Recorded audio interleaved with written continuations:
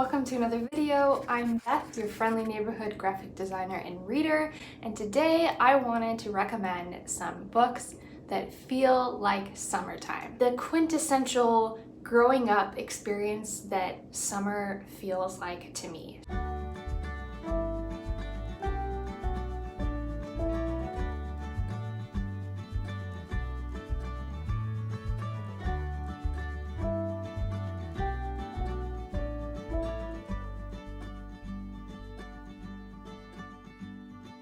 Summer is a great time of the year to explore the things that were interesting to you when you were a kid. We have some YA, we have some middle grade, there are a few adult books. If you spot a favorite along with me, please let me know in the comments, or if there is a favorite childhood summer book of your own, I would love to hear about it. I am excited to share these books with you. Let's get started with one of my favorite books of all time, The Princess Bride by William Goldman. Now this is a quirky tale. If you have not seen the movie, what is this? I grew up with that, watched it many times, but the book is kind of a different experience in itself. There's a lot of commentary from the storyteller that maybe wouldn't have been inserted in the film. Overall, it's just a fun time. If you're looking for kind of a quest that doesn't take itself seriously, you might want to give this one a read. This story is about two kingdoms that are just about ready to enter a war with one another, and the only thing that can stop it is an alliance through marriage. So there is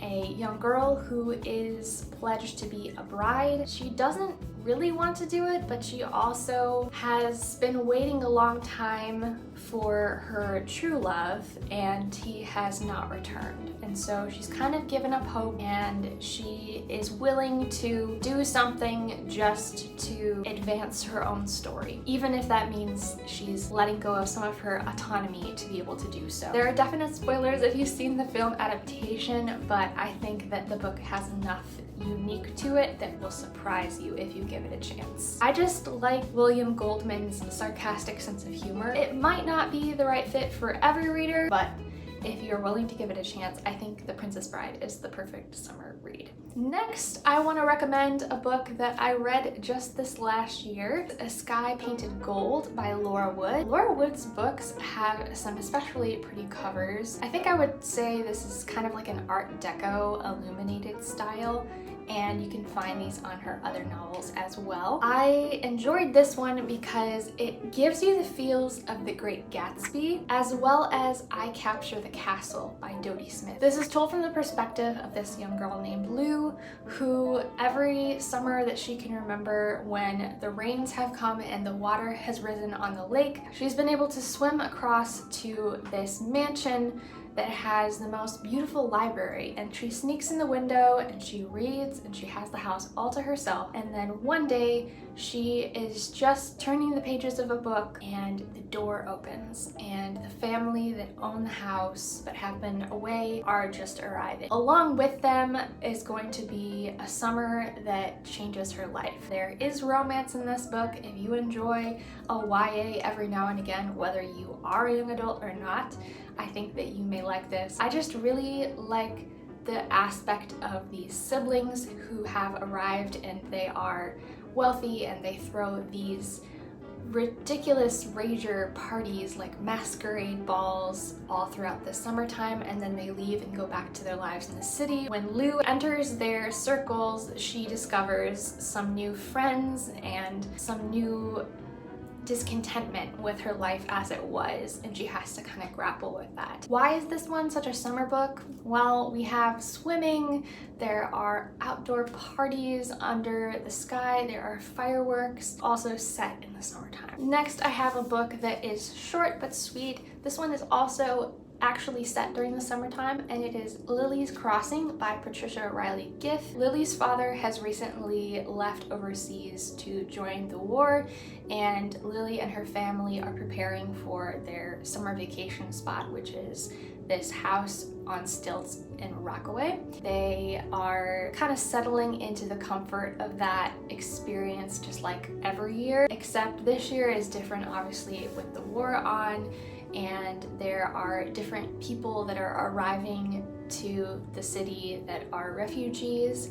One of them is a young boy named Albert. She initially has some mistrust of who he is and what his motives are because there is a lot of suspicion going around at that time, but they bond over the rescue and the protection of this little kitten. So it's a sweet story, it's a short story, but if you like historical fiction and you want something that makes you feel like you're in a different place for summer vacation, I would recommend giving this one a read. Speaking of travel, if you'd like to go a little further out, I would recommend reading What the River Knows by Isabel Ibanez. This is a beautiful Illumicrate edition that I found on Covergirlbooks. This story kicks off in Buenos Aires and we're following a young girl named Inez. Inez's parents have kind of come and gone over the years. The work that they're doing has always been kind of shrouded in mystery for her. They don't really talk about their work at home, but they are archaeologists, and so they have been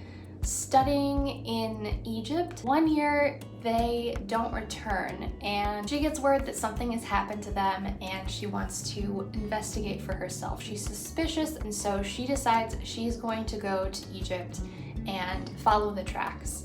So she evades her guardian and she travels to Egypt, and it's a pretty rocky journey. And then when she arrives at the dock, there is this young man who's come to pick her up, who was sent by her uncle, and his instructions were to turn her around and send her back to Buenos Aires. Of course, she doesn't want to. She's there with a purpose. She's on a mission, but this guy is stubborn and he really does want to send her back. So she has to kind of evade him, and they have kind of like a fun, witty banter to start with. It feels a lot like The Mummy, maybe even Indiana Jones, which I love both of those franchises, honestly, and that's all I needed to read this for the first time. But if you need more, let me tell you that there is magical realism in this book. There is a pretty solid romance. There's also some pretty solidly researched Egyptian history. If that sounds at all appealing to you, you should definitely give this one a read this summer. I have another book that is a longtime favorite, and this one just makes me think of cool nights with fireflies as the dew hits the grass in the evening. Love this book. It is Tuck Everlasting by Natalie Babbitt. The book is quite short and the audiobook is also very good. If you haven't read it before, I would highly recommend that you go into it not knowing anything. Don't even read the back cover because it's so much more powerful if you don't know what the plot is when you step into this story. There is a main character named Winnie. She's a young girl who is growing up in a pretty strict household, which is not uncommon for the time and for her family status, but she really hasn't seen a whole lot of the world. So one day she's exploring the woods around their land and she runs into this family, and the family really treats each other completely different to how her parents interact. They are not withholding of affection for one another, and yet they seem to be holding a secret from her. She discovers what that is, and that leads her to make a very profound choice. 100% makes me feel like summertime. We have this lovely painting as the cover art, where this girl is holding a frog. I mostly feel like the New York Times blurbs on covers make no sense, but the one on this one says, "A fearsome and beautifully written book that can't be put down or forgotten." And I can definitely attest to that. You're gonna remember this one summer after summer. Next, I believe that this author in general is highly underrated, and that is Edith Nesbit. And this particular book is 5 Children and It. The it in question is this mysterious creature that these siblings uncover on a trip to the beach.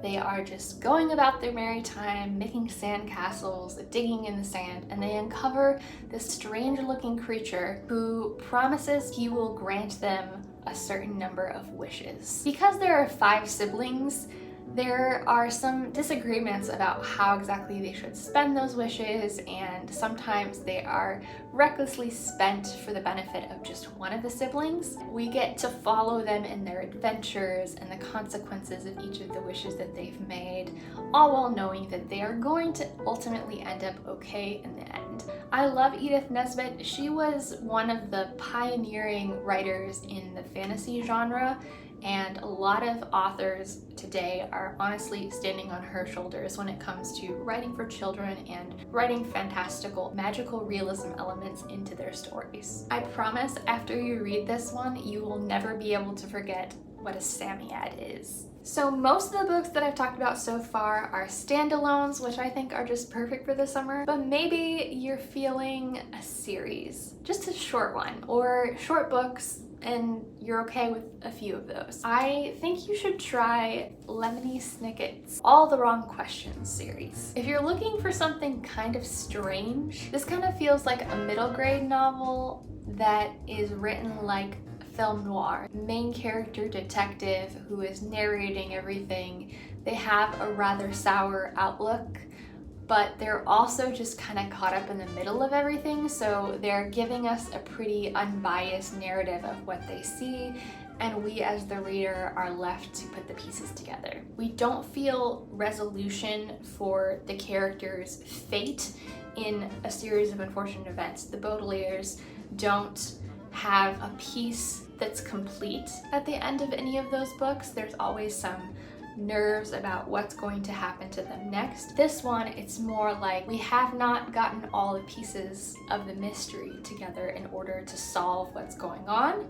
and there's just going to be another mystery presented in the next book anyway. Lemony Snicket excels at writing those types of cliffhangers. These books also have some pretty crazy illustrations courtesy of the artist Seth. This one has a purple theme, and so all of our illustrations are just in like one purple, and then we have black and of course the white negative space. There are some recurring characters in the series, but the plot of each book is pretty different, and you can also expect to learn some vocabulary that you weren't familiar with before in Lemony Snicket's trademark style.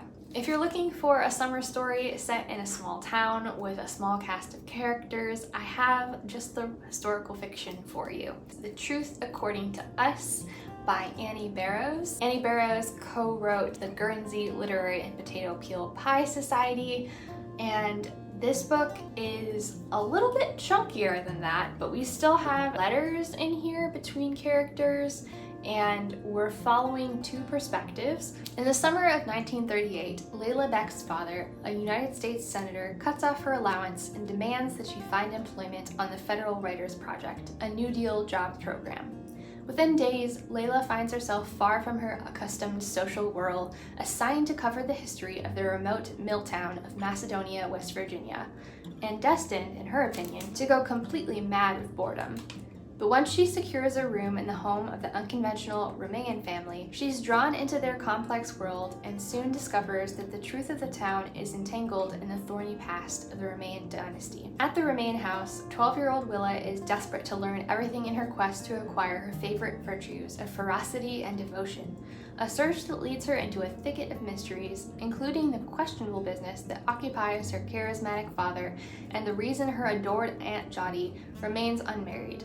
Layla's arrival strikes a match to the family veneer, bringing to light buried secrets that will tell a new tale about the Romains. As Willa peels back the layers of her family's past and Layla delves deeper into town legend, everyone involved is transformed and their personal histories completely rewritten. This one, I think, deserves a reread from me, but I do remember giving it 4 stars, and I read it like 7 summers ago. So if you want to give it a try, this one has a little bit more small town community gossip history to uncover. And so if you like a simmering small town literary fiction, I think you might enjoy this one. Those are all the summer books I have to talk about today, and I am so excited to hear your best recommendations for books that feel like summer. If you've come this far in the video and you would like to leave a comment, please comment below with one of your favorite summer books. If you want to comment but you're not sure what to comment, go ahead and leave a sunshine emoji. Thanks for watching, thanks for liking, thanks for being kind, and I hope to see you in another video soon. Happy reading!